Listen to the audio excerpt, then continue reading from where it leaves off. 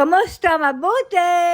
For today's video. For today's video, mas nakaka-stress ang mag-alaga kay Lola kaysa sa gera at umaga pa nga lamang ay paldo na agad sa stress. Ganto nga ang buhay ko dito sa Israel bilang isang caregiver, halos pare-pareho lang ang ginagawa sa bawat araw. 24/7 kami magkakasama dito sa bahay ng aking mga alaga na si Lola at Nili, walang gala-gala at magpipitong buwan na nga din ako na hindi nakakapag-day off. At lumalabas nga lamang ako kapag kailangan, lalo na kapag mag-grocery, at kahit pare-pareho nga lamang ang aming daily routine ay hindi pa rin kayo nagsasawa na manood sa aming mga videos. At yung iba nga ay kahit napanood na nila sa YouTube ay pinapanood pa ulit nila dito sa Facebook. Kaya naman maraming pong salamat sa inyong suporta at laging panonood. Dito nga sa akin trabaho ay hindi pwede ang mainipin at mahilig sa galaan dahil paniguradong magiging boring ang buhay mo dito. At ang isa pa ay hindi pwede ang mahina sa stress dahil dito sa akin trabaho ay stress ang kalaban ko. Lalo na at may isa pa akong nilos na inaalagaan at kapag hindi nga kinaya ang stress ay baka maging dalawa kami na alagain.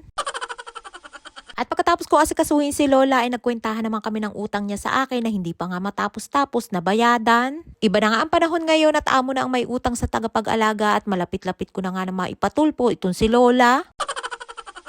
At dahil magbabakasyon sana ako ngayon sa Pinas ay mag-uusod sana si Lola ng utang sa akin. Ang kaso ay napurnada naman ng dahil sa gera. Kaya pati pagbabayad ng utang ni Lola ay napurnada din at next year na lamang daw niya ako bibigyan. Yearly benefits kasi yun namin mga caregivers dito sa Israel na binabayadan ng aming mga employer. Kaya next year ay madadagdagan na naman ang utang ni Lola. At ay nga't sayang-saya si Nilo siya, tinihintay namin si Rapi dahil may pabili si Lola na luto na na pagkain. Kakatapos pa nga lamang nilang kumain pero itong si Lola ay biglang naisipan na magpabili ng pagkain kay Rapi. At idiniretso ko na nga dyan sa kwarto ni Lola at kakainin na nga daw habang mainit pa. Diyan na nga din ako bumawas para sa amin ni Nili at buti na nga lamang at hindi pa ako nakakakain. Burger patty at isang palapel para sa akin. Meron ding french fries, pickled cucumber at repolyo at meron ding pita bread. Kantal palapit. Lahat. Ano tagang tkhina at sa tkhina?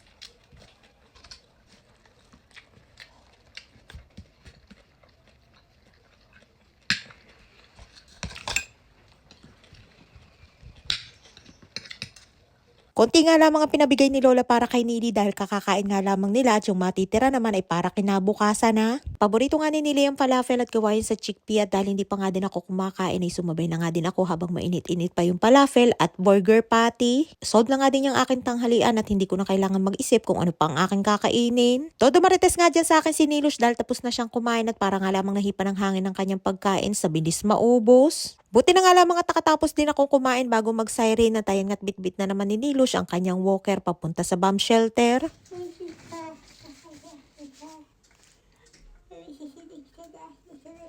Ay nga't sa halip na pumasok na nga sa loob ng bomb shelter, abay na nalamin pa. Minibiro ko nga din si Nilos at ang sabi ko'y masaya na naman siya dahil nakakain ng masarap. למה? תשתי לחיים קצת. Lakaim Nili noras may kayak laokal tob. Ay nga't pinapainom ako ni Lola ng soft drinks at bumawas nga lamang siya at ibinigay na sa akin dahil pinabili niya daw yan kay Rapi para sa זה akin. יותר טעים מהקציצה. Ken, יותר טעים. השווארמה. לא שווארמה, בורגר. איך? Burger. בורגר. יותר טעים מהקציצות. Ay nga todo kwento si Lola at napagkamalan pa nga na shawarma yung burger at mas masarap nga daw yung aming kinain na burger patties kaysa dun sa isa na nabibili ni Rapi tuwing araw ng Biyernes. Nahilig na naman nga si Lola sa pagpapabili ng mga luto ng pagkain kaya bihira na lamang din ako magluto at puro painit na lamang din. Yes, lak kamesh tinukot babeten.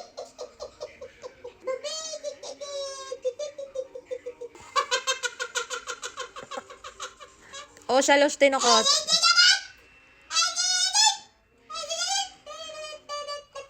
Oh yes, lak ka kamesh falafel. Hindi nga lamang sa umaga, tanghali at gabi may siren dito sa Israel at pati nga sa madaling araw ay mayroon din. At ayun nga at 3:30 na lang ng madaling araw niyan habang kami nasa loob ng bomb shelter ay sa kakulitan ni Lola ay nagtaob ang kanyang tray. Kaya naman nagkabasag-basag ang mga tasa na may lamang kape at pagkalabas nga namin dyan ay sa halip na matutulog na ay naglinis pa nga ako niyang mga kalat. May pagkapasaway nga at makulit na din si Lola kaya mas lalo nakaka-stress at araw-araw nga ay lagi kaming panggigil. At sa totoo nga lang ay mas nai-stress pa ako kay Lola kaysa sa gera.